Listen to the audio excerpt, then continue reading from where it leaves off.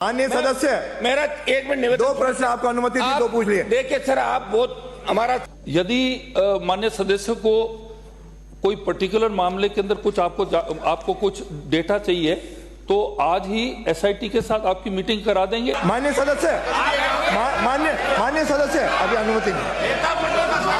अब जवाब आ रहा है? चलिए। महोदय,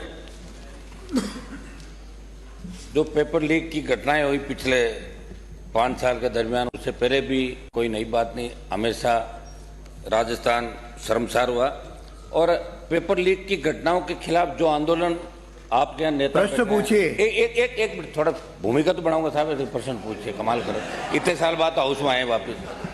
जैसे डॉक्टर साहब चौड़लाल जी आए, मैंने राठौड़ साहब, राज्यवर्धन जी बैठे लोकसभा के अंदर, इन्होंने भी रीट का मामला उठाया था। डॉक्टर साहब हमेशा आंदोलन करते थे और आपको इसका फायदा भी मिला।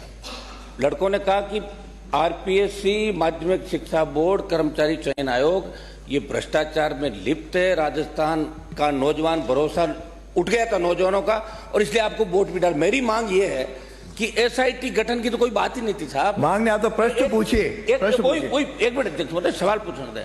मामला ये था, आप जब चुनाव में गए तो आपने कहा था जैसे ही हमारी सरकार आएगी हम सीबीआई जांच करेंगे। मेरा थोड़ा सा एक एक करके 2 सवाल पूछ रहा, एक साथ पूछूं, आप बताइए अध्यक्ष महोदय, एक एक करके आधा मिनट का। आप पहला प्रश्न, 2 प्रश्न। मेरा मंत्री जी आपसे ये निवेदन है कि रीट भर्ती परीक्षा 2021, वरिष्ठ अध्यापक भर्ती परीक्षा 2022, सीएचओ भर्ती परीक्षा 2020, हाईकोर्ट लिपिक भर्ती 2020, कनिष्ठ अभियंता डिग्री भर्ती परीक्षा 20, राजस्थान पुलिस कांस्टेबल 2021 जुड़े मामलों को आपने एसआईटी जांच के दायरे में तो लिया है। क्या सरकार इन तमाम भर्ती परीक्षाओं की जांच सीबीआई से कराने की मंशा रखती है ताकि पर्दे के पीछे बैठे असली गुनहगार मगरमच्छों के नाम भी उजागर होकर उनके विरुद्ध कार्रवाई हो सके? यदि हाँ तो कब तक, नहीं तो क्यों? क्योंकि आपकी पार्टी, बैठिए, हो गया प्रश्न, उत्तर आने दो, प्लीज। ये प्रश्न कहा है साहब, नोटिस आता है। आपकी पार्टी जब विपक्ष में थे वो आपके नेताओं ने सीबीआई जांच की मांग की थी। ये मेरा सवाल है गृह मंत्री जी, आप बताएं इसका। माननीय मंत्री जी। माननीय अध्यक्ष महोदय, 15 दिसंबर को माननीय मुख्यमंत्री जी ने शपथ ग्रहण करी और 16 दिसंबर को एसआईटी गठित की और एंटी गैंगस्टर्स की भी गठित की। मैं आपको ये बताना चाहूंगा आपके माध्यम से कि 2021 में 5 बड़े ऐसे पेपर लीक केसेस थे, 2022 में 10 हुए, 2023 में 5, और जब से हमारी सरकार आई है 2 पेपर्स हुए हैं, उनमें कोई लीक या कोई समस्या नहीं आई है। 33 में से 32 केस लॉन्च हुए हैं, उसमें अरेस्ट हुए हैं, चार्जशीट हुई है, एक में हाई कोर्ट ऑर्डर से स्टे है। 615 जो है एक्यूज जो है वो अरेस्टेड हैं। 49 गवर्नमेंट ऑफिशियल्स अरेस्ट हुए हैं, मेनली टीचर्स। 11 टीचर्स 49 में से उनकी नौकरियां उनको डिसमिस किया गया है। ये तो लंबा चौड़ा उत्तर सुनिए, बैठिए। अध्यक्ष महोदय, एसआईटी का गठन जो है अभी 1 महीने पहले ही हुआ है। जिनका प्रश्न है वही पूछ रहे हैं। एसओजी और एसआईटी वो जांच कर रही है। प्रश्न है, इसे वही पूछेंगे अभी। उनका दूसरा उत्तर आ जाए, उनका हो जाए, उसके बाद में। एसओजी और एसआईटी जो है अभी 1 महीने पहले गठन हुआ है, वो साथ काम कर रही हैं, वो अपना कार्रवाई कर रही है, और अगर वो उचित समझेंगी तो उसको सीबीआई के भेजने के लिए वो जो उनकी जांच करेंगे, अधिकारी करेंगे, वो उचित कार्रवाई करके हमें जब रिपोर्ट पेश करेंगे उसके आगे कार्रवाई करेंगे। दूसरा कोई तो पूछे, दूसरा प्रश्न। अध्यक्ष महोदय, मेरा निवेदन यह था अध्यक्ष महोदय कि आपकी सरकार बनते ही आपने एक आदेश ही जारी किया था कि पहले जो पुरानी सरकार थी कांग्रेस की, उन्होंने ये कह दिया कि दिल्ली के जो महकमे राजस्थान के अंदर है उनमें सीधी सीबीआई नहीं आ सकती, आपने रोक लगा दी। ये तो आपने आदेश ले लिया कि अब सीबीआई स्टेट की बिना अनुमति के जो केंद्र सरकार के महकमे उनमें आ सकती है, लेकिन ये अनुशंसा तो आपको करनी पड़ेगी। जब भी सीबीआई किसी केस के अंदर आएगी तो आप कृपया अनुशंसा करें इन मामलों का, जब आएगा। बेटे प्रश्न आया, उत्तर। एक मिनट, सवाल तो पूछूं, ये तो मैंने बताया आपको, आदेश बताया था।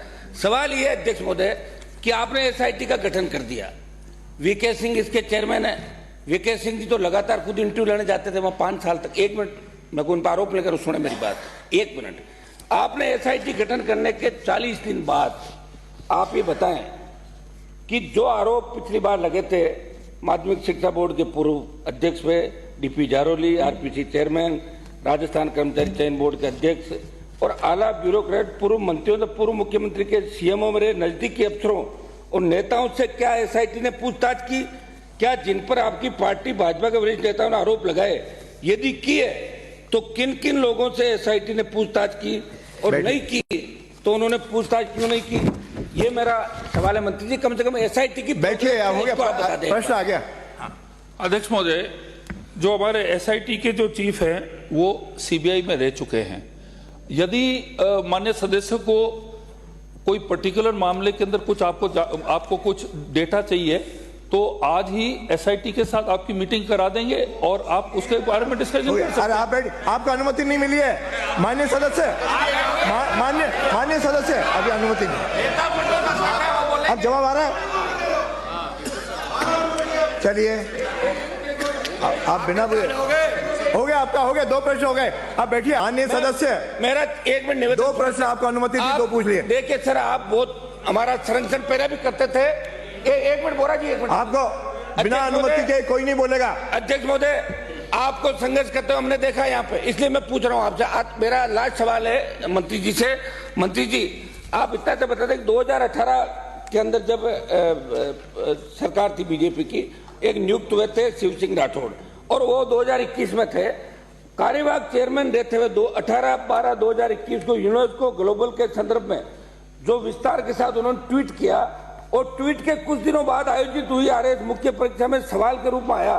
जो व्यक्ति 18 से विवादित था उसके द्वारा परीक्षा से पहले ही ट्वीट करके सवाल का हिंट कर देना गंभीर मामला रहा। ऐसे में क्या सरकार आरएस 18वें आरएस 2021 की मुख्य परीक्षाओं की कॉपियों की जांच एसआईटी सीबीआई से करने का विचार रखती है, जिसको लेकर आपकी के पार्टी के वरिष्ठ नेताओं ने आरोप भी लगाए थे?